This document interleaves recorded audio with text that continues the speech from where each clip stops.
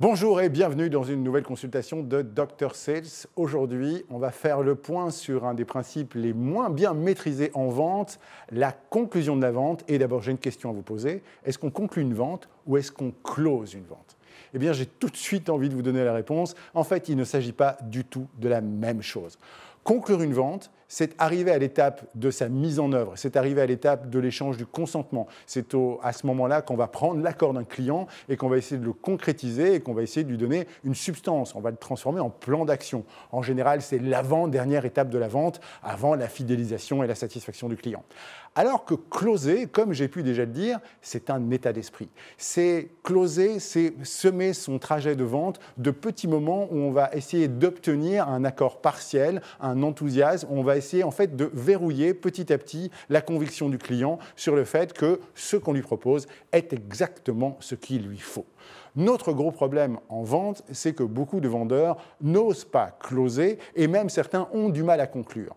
Ceux qui ont du mal à conclure essayent de faire une démonstration tonitruante du bien fondé de leur produit, pensant que l'expertise technique et leur enthousiasme va emporter la vente. Et il y a un moment donné où on se retrouve coincé dans une espèce de double sidération. Le client, de son côté, va toujours être coincé dans les mêmes biais. Il a peur de se tromper, il a peur de perdre de l'argent, il a peur de mal choisir, il a peur de s'engager dans une mauvaise voie. Et même si, fondamentalement, tout ce que vous pouvez lui proposer est excellent pour lui, ses peurs, ses émotions qui ne sont pas rationnelles sont toujours actives. Et notre rôle en tant que vendeur, c'est l'aider à dépasser ça. C'est aider la part qui a envie de travailler avec nous en lui à dépasser ses peurs et à avancer. Mais nous-mêmes, en tant que vendeurs, nous sommes perclus de peur. Nous avons peur nous-mêmes de nous faire rejeter, nous avons peur d'obtenir un non, nous avons peur de casser la relation en étant un peu trop enthousiaste, voire même un peu trop assertif, alors qu'en fait, le client a besoin de nous pour dépasser sa sidération. Donc, sortons d'abord de cette première phase, disons-nous que c'est le moment par excellence où on fait correctement notre travail, c'est quand on aide le client à passer à la décision et à passer à l'action. Quand est-ce qu'on doit conclure une vente? Eh bien, écoutez, c'est très simple. Quand est-ce qu'on conclut une vente? Tout simplement après une phase d'argumentation, après avoir fait la démonstration de votre produit ou de vos services. Et puis, si vous êtes très sensible à différents signaux d'achat, vous pouvez être attentif au fait que d'abord le client marque un silence après une phase argumentative, ou simplement il commence à s'intéresser à des détails comme par exemple le prix, la livraison, des modalités de mise en usage. Il est vraiment en train de se projeter lui-même dans le fait d'utiliser le produit ou de consommer le service que vous lui proposez. Tout ça sont d'excellents signaux. Ça veut dire que quelque part, il est prêt à avancer avec vous.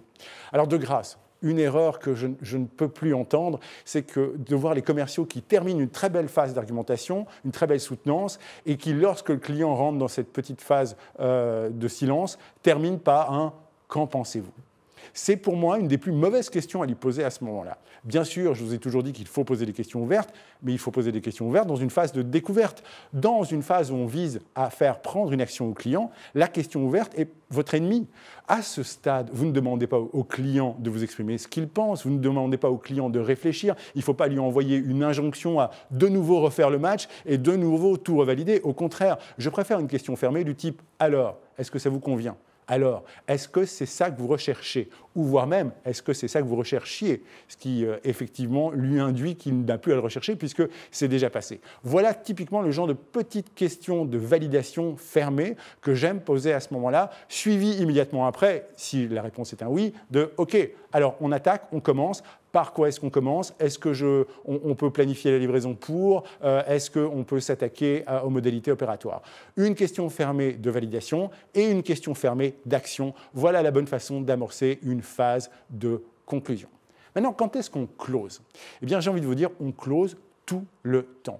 Et oui, tout l'entretien de vente recèle en fait plein de moments où les très bons closers savent verrouiller petit à petit la transaction. Même à des moments les plus inattendus. Dans la préparation d'une vente, alors que vous n'avez pas encore rencontré votre client, il y a des options de closing. Les très bons vendeurs savent très bien qu'ils augmentent leurs chances en ayant fait travailler en amont les clients, en leur proposant par exemple de déjà faire un bilan sur leur facture ou de déjà préparer certains documents ou de déjà rédiger un brief de leurs besoins ou de leur situation. On oblige en fait le client à travailler et en faisant ça, on active un biais d'aversion pour la perte puisque le client aura déjà travaillé, il n'a pas envie de mettre son travail à la poubelle ou que son travail n'ait servi à rien, ce qui en fait l'engage déjà psychologiquement un tout petit peu plus vers une coopération, une collaboration avec nous. Pendant la phase d'introduction, lorsque vous prenez le temps de cadrer l'entretien et que vous demandez au client de savoir s'il est OK de fonctionner comme ça, s'il est OK avec le fait que vous allez lui poser des questions, reformuler et attaquer avec lui une démonstration par la suite, vous obtenez déjà aussi un oui et donc vous obtenez un petit élément de closing. Pendant la phase de découverte des besoins, même si je prône une écoute active et donc l'usage du silence, lorsque un bon commercial détecte les éléments clés de choix du client, il les revalide immédiatement en disant « ça, ce que vous venez de dire, c'est un point important pour vous. Si on répond à cette exigence, est-ce qu'on peut travailler ensemble ?» Et vous voyez que ce sont des éléments de micro-closing qui vont être très, très utiles pour la construction de la proposition par la suite. Évidemment, quand vous reformulez et validez les besoins du client et que vous lui demandez si ça correspond bien à ce qu'il recherche ou à ce qu'il souhaite, quand vous dites donc, si je vous ai bien compris, ce que vous souhaitez, c'est ceci, ceci, cela, est-ce que c'est bien ça? Vous obtenez aussi un oui et donc vous closez aussi un petit peu plus la vente. Pendant la phase argumentative, lorsque vous serez en train de déballer les meilleurs arguments qui vont convaincre le client de travailler avec vous, chaque fois que vous faites mouche et chaque fois que vous voyez que le client adhère à un élément ou à un autre, vous pouvez rajouter « et c'est bien ça que vous voulez, et c'est bien ça que vous cherchez, et c'est bien important pour vous », et ainsi de suite. Et encore une fois, vous obtenez à chaque fois des éléments de closing indispensables, même dans la gestion des objections. Au moment même où le client vous dit « écoutez, j'ai un problème par rapport au tarif » ou « j'ai un problème par rapport au délai » ou par rapport à la qualité. Les très très bons closers savent très bien jouer le coup du berger et anticipativement dire au client « et si je vous trouve une solution à ça ? Est-ce qu'on peut faire affaire ensemble et est-ce qu'on peut travailler ensemble ?» Et de ce fait-là, si vous avez déjà la solution de l'objection, vous avez de nouveau obtenu un closing supplémentaire. Vous voyez donc que le closing, c'est un état d'esprit, c'est une attitude, c'est la volonté acharnée du commercial de vouloir faire avancer la vente jusqu'à son aboutissement.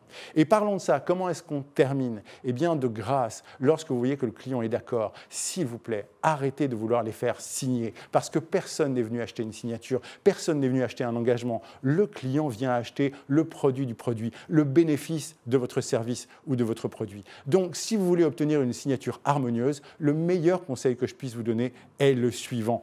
Projetez-le dans l'usage. Projetez-le en lui proposant de réfléchir à la date de livraison, à la date de consommation de ce qu'il est en train d'acheter. Et en fonction de cette date-là, revenez à la date d'aujourd'hui en termes de plan d'action pour dire, écoutez, si vous souhaitez finalement vous retrouver en séminaire complet dans notre magnifique résidence pour la mi-juillet, eh bien, il faut que je valide les chambres avec autant de dates de recul. Il faut qu'on ait pris ces décisions-là. Et vous le ramenez à la date d'aujourd'hui en disant simplement, eh bien, écoutez, pour que tout ça se mette en place, il ne reste plus que votre validation sur ce principe-là et on peut avancer ensemble. Et vous voyez que vous avez diminué l'effet négatif d'une éventuelle signature, ce qui rend effectivement le deal beaucoup plus digeste.